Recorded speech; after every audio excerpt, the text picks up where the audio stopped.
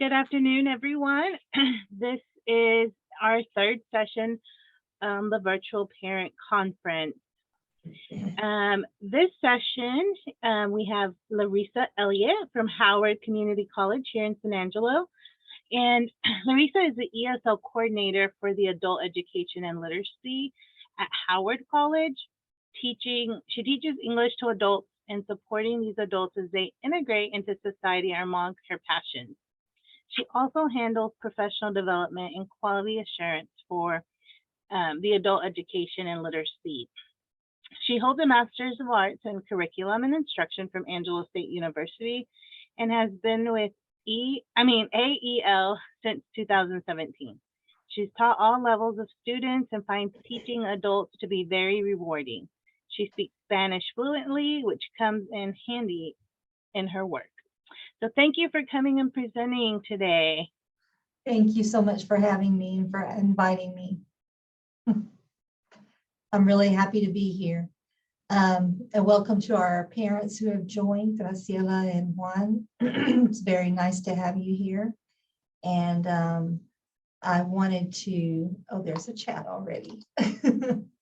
All right, awesome, Graciela.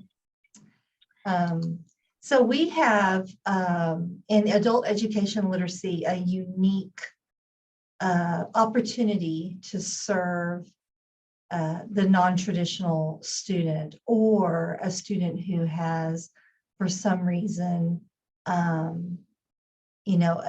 barrier or a gap in their education.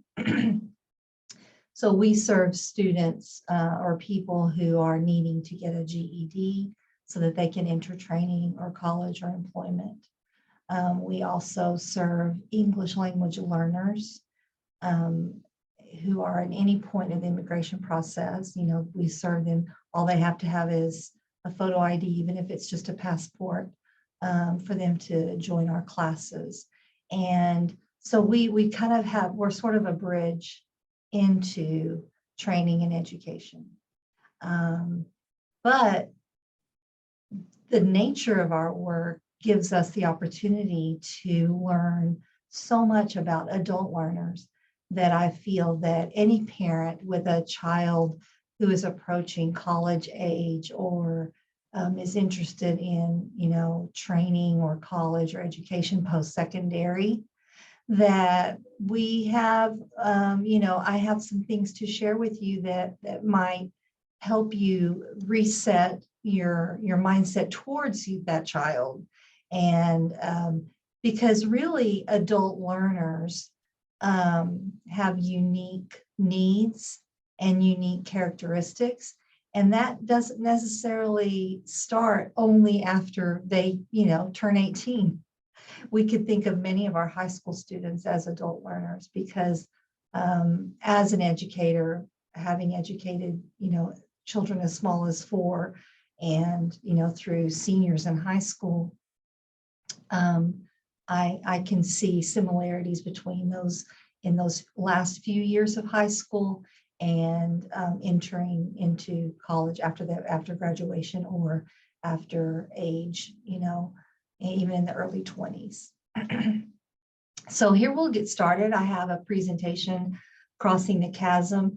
And I chose this on purpose because, education and training and entering the workforce is a mountain that every kid has to climb, and we can't do it for them.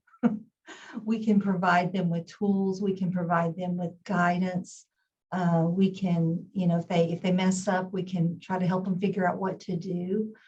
And they are going to mess up, but what we can't do is climb it for them. And so I chose this because many times that gap between high school and entering either the workforce, training, or college can be scary.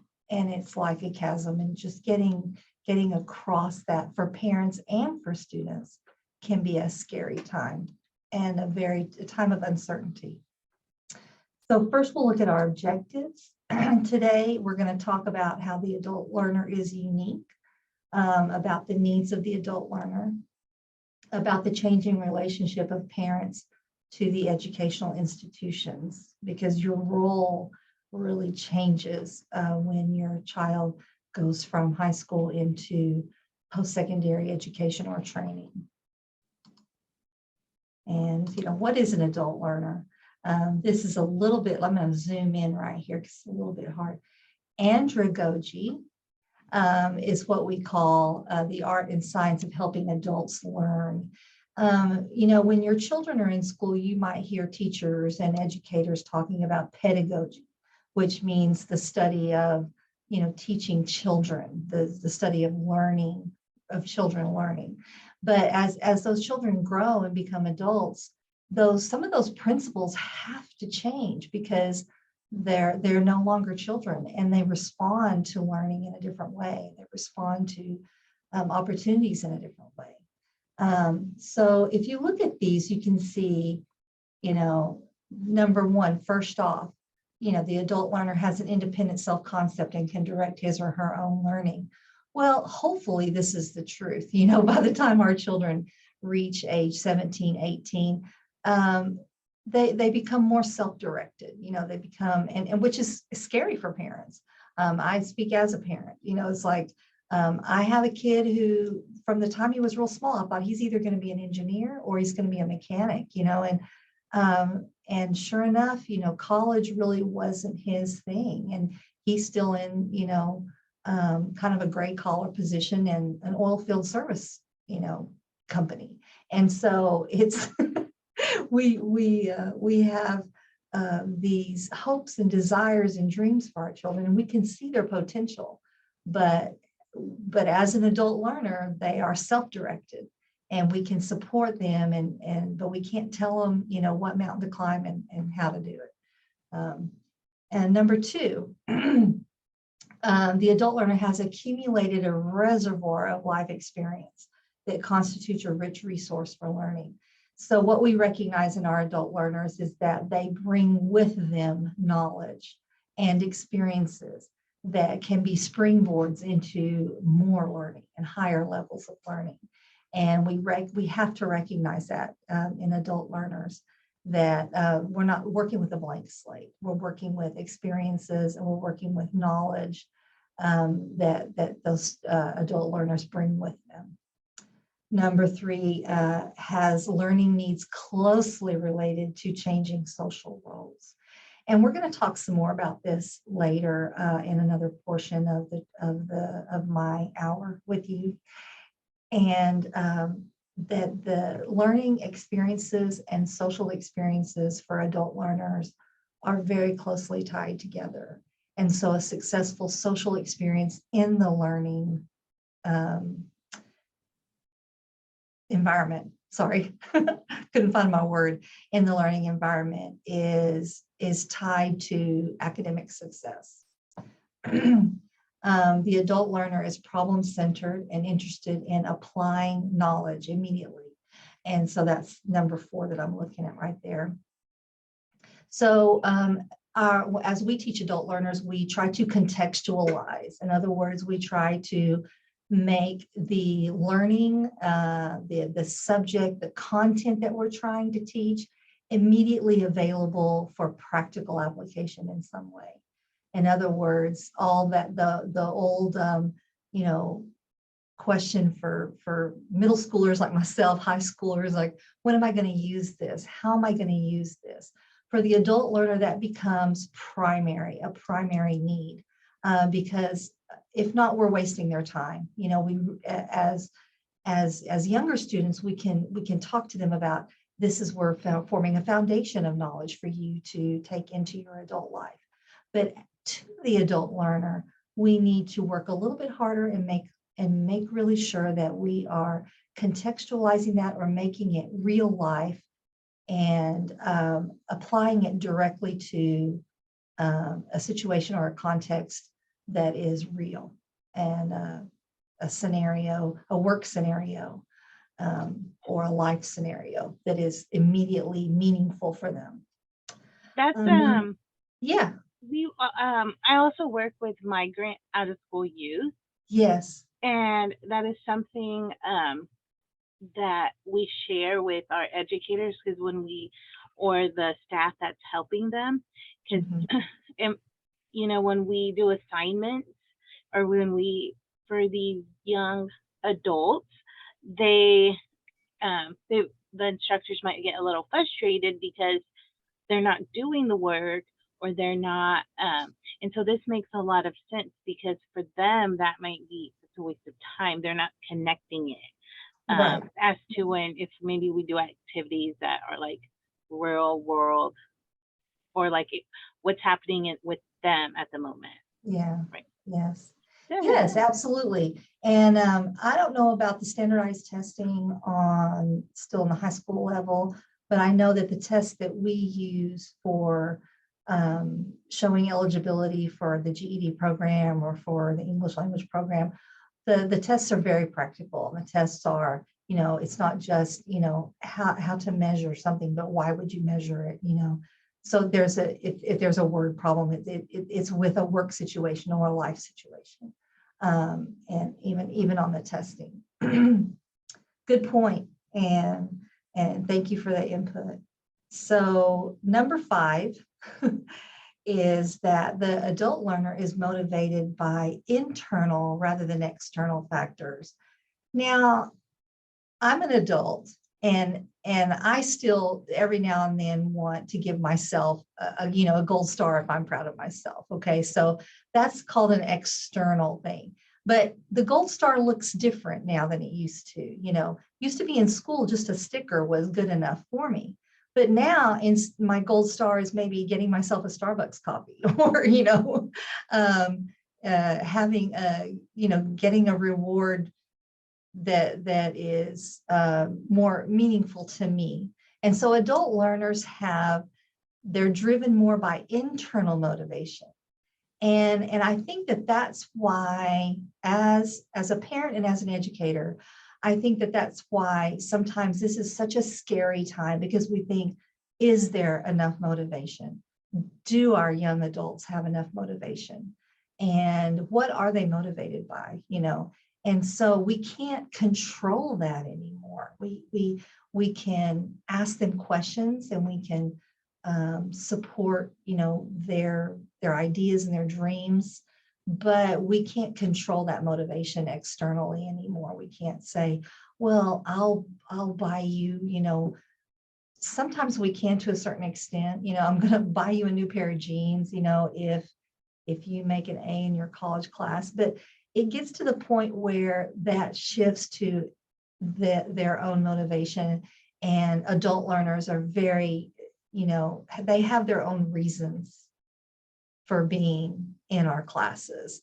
I've had students who were getting their GED and their motivation wasn't to get a new job or wasn't to enter the the college or anything.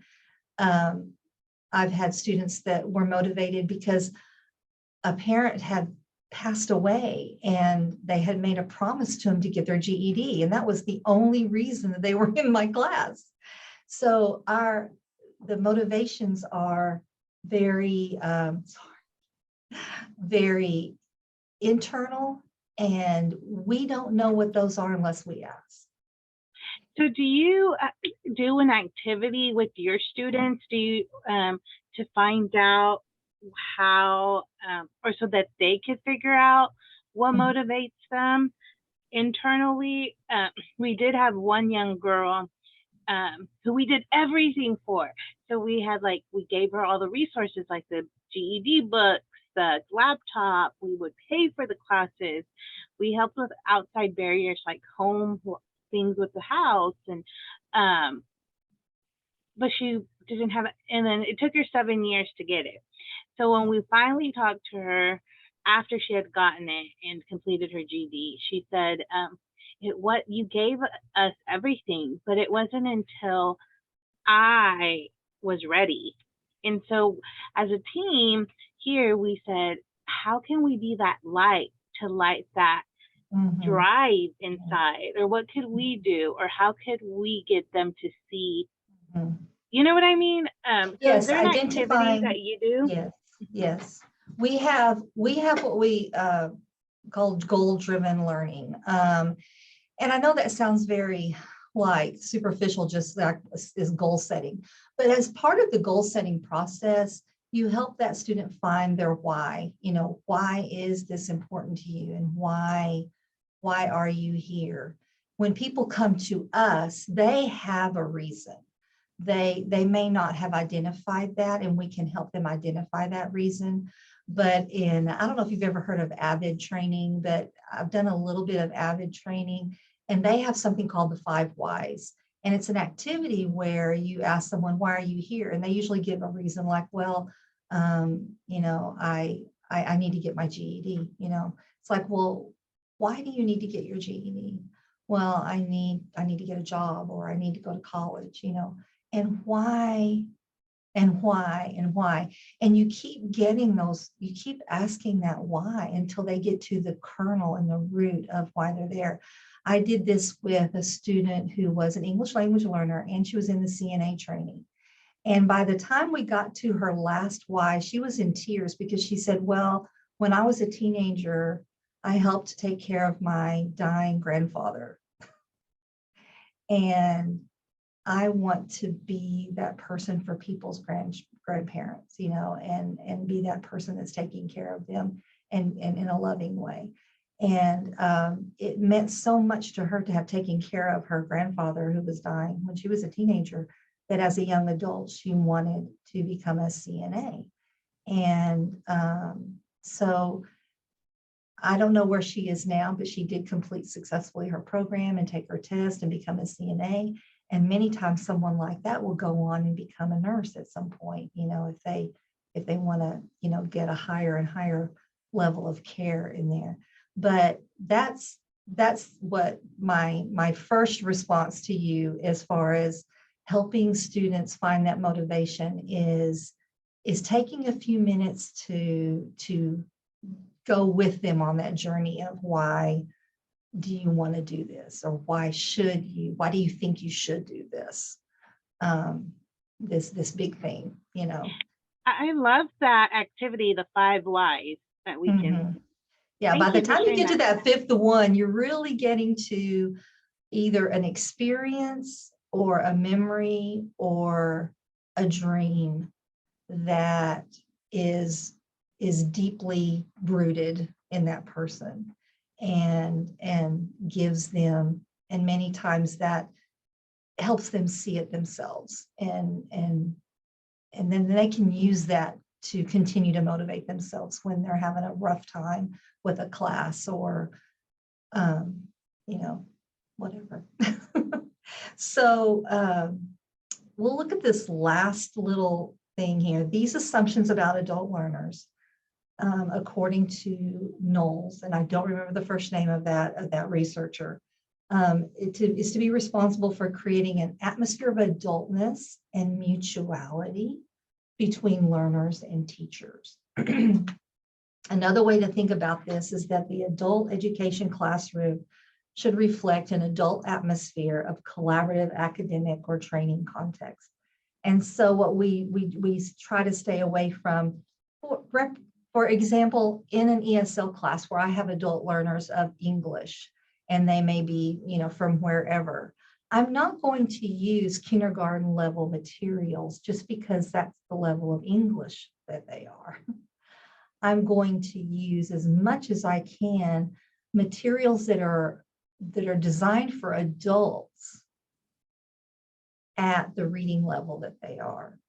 And so we want to always approach our adult learners as adults, and not and avoid reminding them of what it felt like to be in 1st grade, because they don't need to, feel that way. They need to feel like adults. And we'll talk some more about that.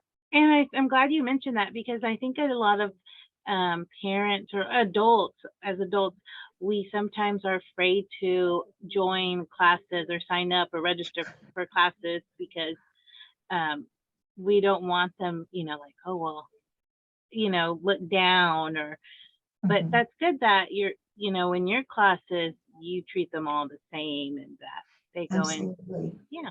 Yeah. Every person there brings so much with them to the table, that part of the learning experience and collaborative learning is recognizing what each person brings with them to that. So now we will go on to the next little, let's see what else I had on my next thing. AEL services, what do we do anyway? Just a quick overview of the services that we provide in adult education literacy. So we do high school equivalency prep, which is, we think of that as GED. GED is a branded test that Texas has approved for high school equivalency.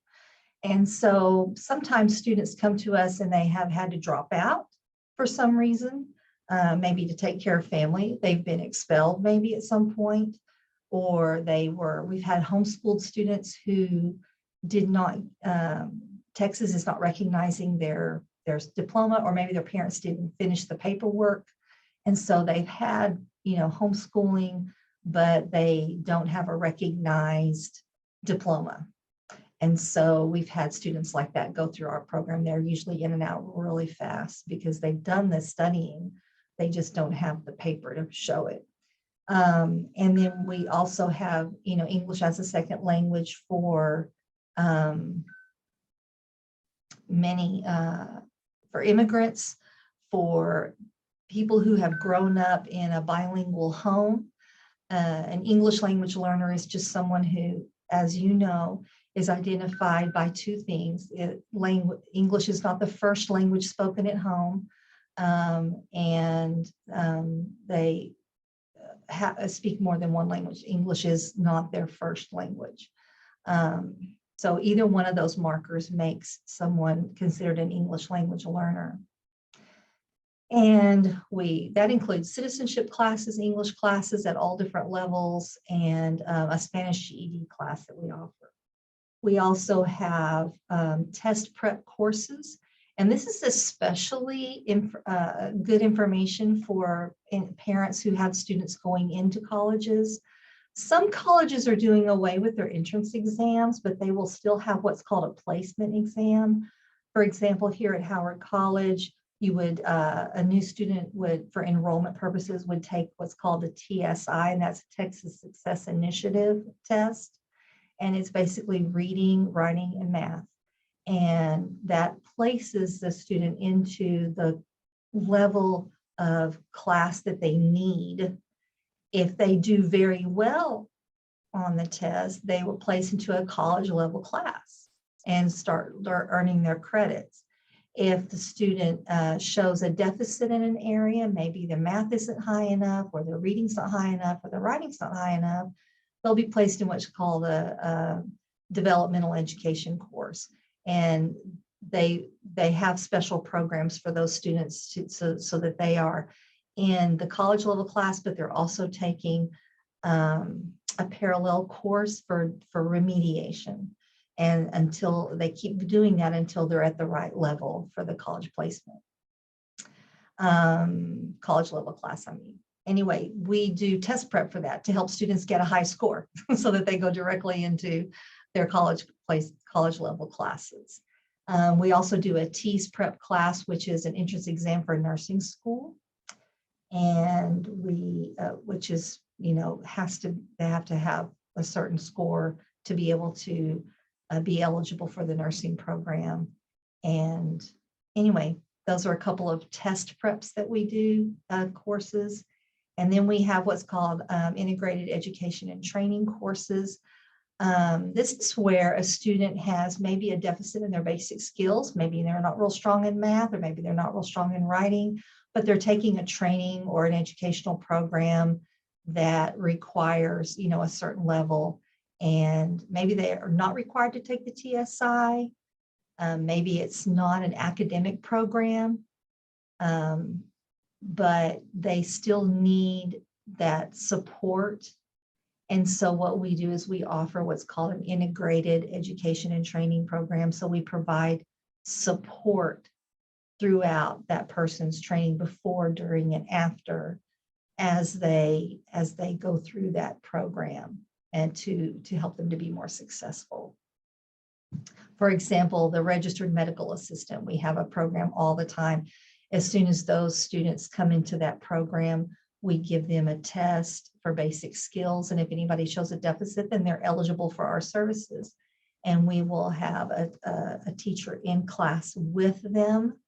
And that teacher actually benefits, our adult education teacher actually benefits the entire group, because we don't, individual, like point anybody out or take them and make a special group or anything like that. We're just in there with the training instructor, and we're in there just to help explain something or provide some, whatever supports that a person might need, and usually the whole class benefits from that.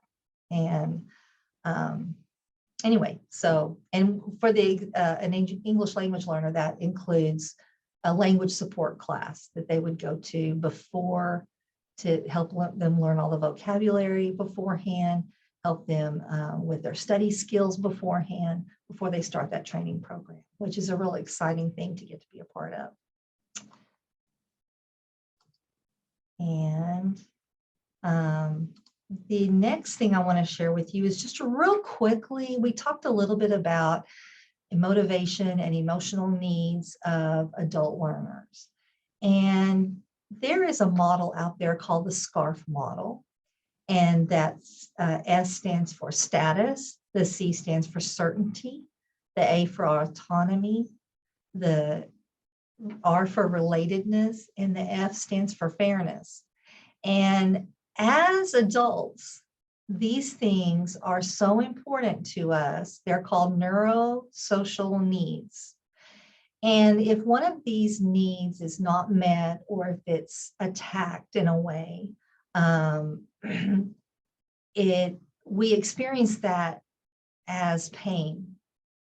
And so anytime one of these is violated, that's called a slap, because we experience it as if we have been slapped. And we experience this social pain as actual pain, and centers in our brain are activated. This is research done in a model developed by David Rock, who is a PhD. So these are basic needs that we have. And I would say that really starting, when we're really young, we have these needs. We have the need for status. We need for people who are with us, that we're collaborating with, whether we're learning with them or whether we're working with them. We need for them to respect who we are and treat us with dignity. And that's one thing that we recognize about the adult learner. We talked about a little bit earlier, how they bring knowledge with them, and we need to acknowledge that and respect that. Certainty.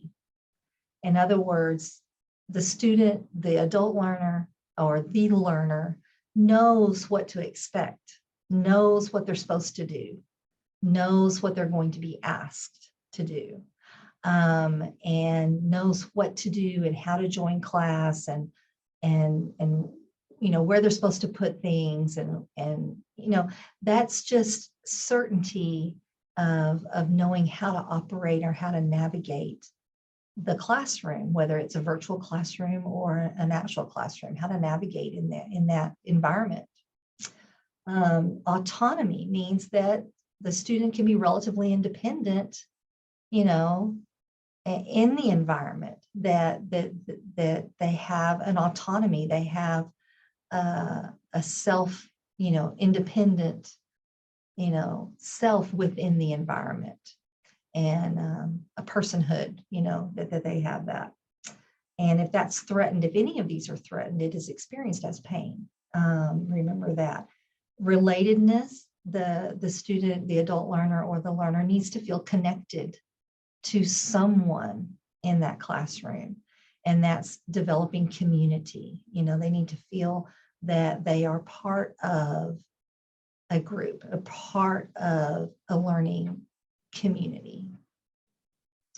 And the last one is fairness, of course. We could go on and on and on about fairness, but if a person perceives that they're not being treated fairly, then that's perceived as a slap. That's just, one of those things that and any one of these can really dig at and take away someone's motivation.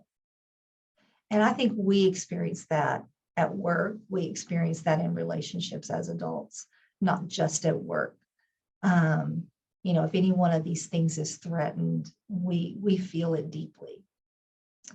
And so as a parent, I think it's important to look at your young adult and realize that from us too, from parents too, they need our respect. They need a certain level of autonomy, to making their own decisions. They need certainty. They need to know what the constants are, and I think we call those boundaries, when we're parents.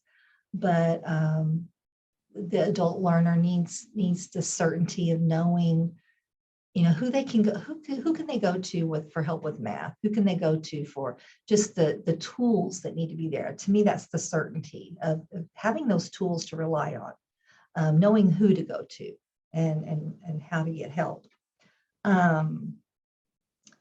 And the relatedness, our relationship changes with our adult children. I think of it as they're in their own kayak. And occasionally they have to pull to the side, and that's where I am, and they just kind of need to rest or process or figure out where they're going to go next. And then, they get back in their kayak and they move on. And then, the next time they need you, you're there.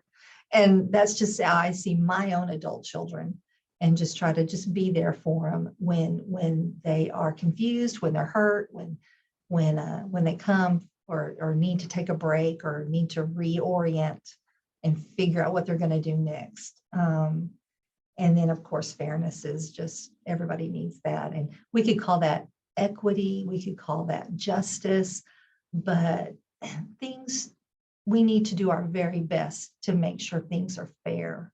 And for one person, that looks different than it does to another person because of their own personal experiences.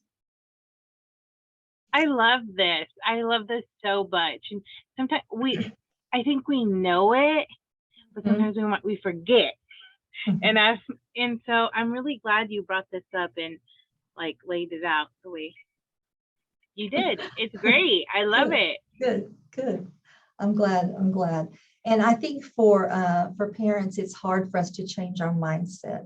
Instead of these being our children, they are now adults, and we don't want to change our relationship too much. We want to still be their parents, but that has to look differently as they become adults. It just has to look different.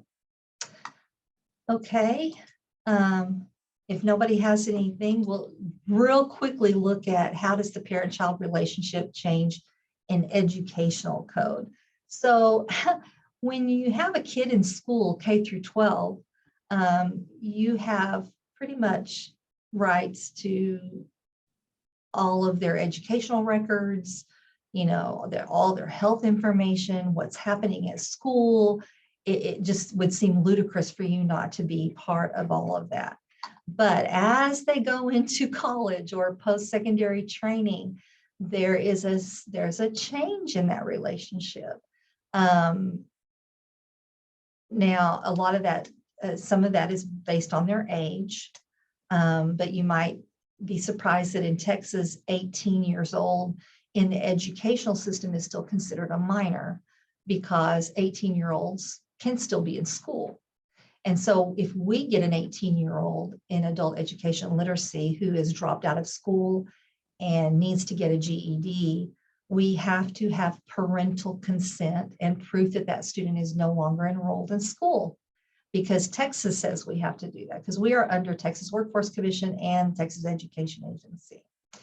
And so if a 17-year-old wants to take a GED class, it can only be done through a court order, because that student is supposed to be in school. And so we have to comply with, attendance standards and everything else if we have a student who's 17 or 18 in our classes. And for the student, that's sometimes really difficult because they're already they consider themselves to be, grown up kind of, and that can be confusing. As that student moves into the age of 19 or out from underneath parents' tax forms, if they're no longer claimed as a dependent or no longer living at home, that relationship changes even more. And we'll look at this guide to help just understanding the privacy, the post-secondary parent, understanding FERPA. And FERPA is the Federal Education and Privacy Rights Act. And there's the code right there is, that's US Code 1232. G probably refers to a section. But these rights change when your child enters the post-secondary world. This infographic will help you navigate this new landscape of educational records and rights of parents. The source used to compile this information is a model for post-secondary institutions found, and then there's a website there that's where I found it. So what can your student access? Your 18-year-old student can request access to and request amendments to their own educational records that are maintained by the college or the university. These include grades, hours, and any other notes which have been added to their educational record. These do not include your financial records. So the student doesn't have access to your financial records, which is interesting because usually the student's financial aid is based on parental income. What can you access as a parent? If your child is a dependent student who is reported on your tax return, you may request access to view or submit requests for amendments to your child's educational record, except records created and maintained by campus entities like instructors' notes, health or mental health records, and law enforcement records made for the purposes of law enforcement. You may also choose which directory information the school can publish for your student and request access to campus disciplinary records. So we no longer have just, full rights to see everything that's related to our student and their educational experience. Release of information. If your child is no longer claimed by you as a dependent, they must sign a release for any request you make to view and or amend their educational records for a specific purpose. They also must choose which directory information they allow to be released, which may include their personal identifiable information. Your student also has the right to deny you access to their educational records. And then there are waiving rights. You, in the case of a dependent student and or your independent student, may waive rights regarding access and release of any educational records to third parties, except school officials and federal agencies to whom the college or university must report for funding and monitoring purposes. I know that's really very legally language, but for example, in adult education and literacy, if we have a student who's 19 years old and their parent wants to know if they're going to their GED class, that parent has no more, right to that information unless the student has released the information. We can say, your child's enrolled, your student's enrolled, but really technically their attendance is no longer a record that parents have a right to. I know that sounds really weird, but it's true. If an independent student is under 21, their disciplinary or criminal records can be released without their consent to victims of crimes perpetrated by the student or parents of the student. So those are that's really, really quick and dirty on the basic changes in your rights to educational records of your child as they become a young adult. And that can be kind of confusing. I remember being very confused. I have a child who started college when she was 17. And it was kind of the opposite. Like she couldn't do anything without them calling us and getting our permission because she was still under 18. But anyway, those are some interesting things that change. And you can get more information about that, of course, from any educational institution. I wanted to actually share with you. I'm going to stop sharing and then share again, because I wanted to show you the Howard College website just as an example of, let me go back to this screen here and then open a new tab. Hopefully you are seeing this Google page. I'm going to go to Howard College. And our home campus is in Big Spring, but here's our website, Howard College, San Angelo, Making Dreams Real. That is our campus here in San Angelo. And so any of this, you can find out, you know, what your child needs, programs of study. You can type something in the search bar. Let's say you want to talk to someone in advising. And if you do a search on that, you can look at all of these results and choose. Here's advising right here. You can get some contacts of real people's names. San Angelo Advising. Here's our 4 advisors for you know, students or young adults who are trying to get into programs. We have an ADA coordinator. That's another thing that's really kind of different for college students, is that they self-report, you know, if they have a disability. And unless they self-report that, we can't serve them. You know, they have to come forward and say something to advocate for themselves. And but anyway, these are great advisors that we have here. Let's say you wanted to look at financial aid and find maybe a person to talk to, do a search for financial aid and scholarships, federal and state aid, financial aid facts. You've got lots of options here to look at, but there's frequently asked questions.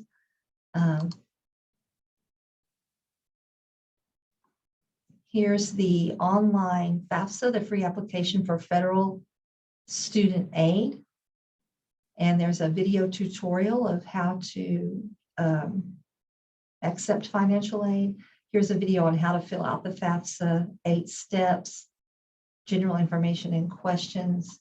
Once your student has filled out, or you have helped them or done this for them to fill out a free application for federal student aid, that's what FAFSA stands for, they would choose Howard College as part of their application process, or choose the college that they're interested in, and that can be more than one. That enables those financial aid officers on that campus to view the FAFSA results and view the financial aid that's been awarded. Now, what you have here are, what I was looking for was, here's the staff. This is what I was looking for, you know, who to call for help. So on the San Angelo campus, we have 3 financial aid advisors and their contact information. And then there's the Big Spring campus, the Southwest College Institute for the Deaf, Big Spring, San Angelo campus.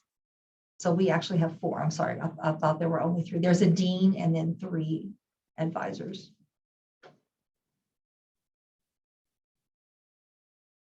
Okay. Anyway, I thought that might be helpful for people who are looking at the college campus. Every college website, if it's a little hard to navigate because there's so much there and you're not sure where to look, I just use that search bar. I just go to that search bar and just type in what I'm looking for, and it'll bring up results. And then it makes it easier, in my opinion, to get to where you want to go quicker. Every college website has a staff directory. Every college website has a list of programs, and they have their academic programs, their workforce and continuing education programs that are non-academic, and their career and technical education programs. Some of those are academic, some of them aren't, but usually they are for academic credit, even though they're a training program. For example, heating, ventilation, and air conditioning, HVAC program, goes through the academic side of the school. So those students get academic credit that they could transfer to a higher four-year college. But we usually think of that as just a blue-collar training, like a trade, and it is. But they have this academic side of many of those career and technical education programs that would enable students to move on or transfer their class hours to a four-year college if they decide to do that at some point. So we have certificate programs that are 1 year, certificate programs for 2 years. And if a student finishes 1 and 2, they get an associate's degree in that area. And that could be computer science, that could be nursing, that could be, you know, like the HVAC thing or welding, electrical. We have a new electrical program, construction trades, radiology. I mean, there's so many different programs here. Health professions has its own, that's its own animal, you know, that's its own process for going through that to go into health professions. And many of those programs transfer into four-year colleges, into nursing programs, into pre-med, into pre-veterinary, or, you know, educational, whatever area that students are interested in.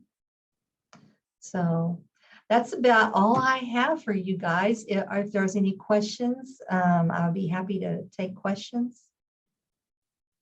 Larissa, can you share with our parents that might be watching this later how they can sign up for one of your courses? Absolutely. And our courses are open to any age. Like I said, if someone is 18 or younger, we have to have parental or guardian consent for them to be in the class. And that just is a little meeting, takes about 30 minutes, and you sign some paperwork. And but if you're 19 or older, you can sign yourself up for any of our courses. And the way you would do that is call first, call our number, that's 325-481-8323. That goes directly to our department, 481-8323. And visit with somebody or leave a message. If you don't leave a message, we don't know to call you back. So leave a message.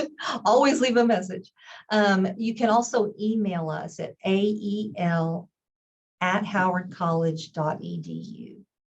And let me share the website again so I can show you where on our website you can find this information. So like we are under programs. If you look at, let's see, what's under programs? Adult education and literacy right here under programs. If you go all the way over here, then you see adult education and literacy and AEL San Angelo. Can you share your screen? I thought I was, I'm sorry. I forgot to click the share button. So going back, if you look at programs, you can see adult education and literacy here. If you're on the main page, I'm just going to go back home to the main page so that I can show you that again. Oh, actually, there's right here, adult education and literacy. There's a button down here too. But if you go to programs, adult education, if you live Spring, here's our main number that I shared with you. You can also email us. Here's all of our offerings. There's frequently asked questions. And then this is outdated. Jackie Dowell is now our director. We have a new person in our enrollment but this person is still our dean. But let's see. Contacts. No. There should be.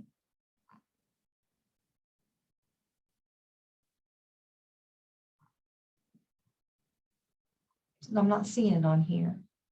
You can message us on Facebook. We do have a Facebook program, but we also have an email address. And I'm not sure why I don't see a button for it on here. This obviously needs to be updated, but it may be, let me see if there's an application. I don't think this is fillable.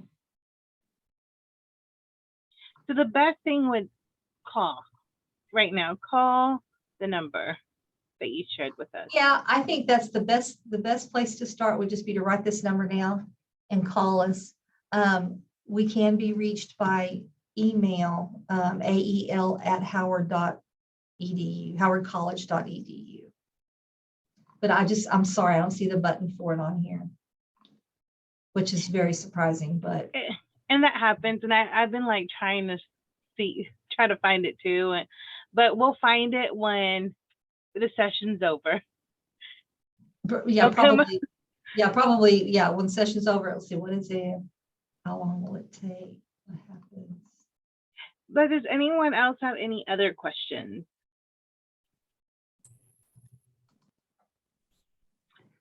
Okay. No, it is really good information. I know in case we have parents that move to that area, I know we have a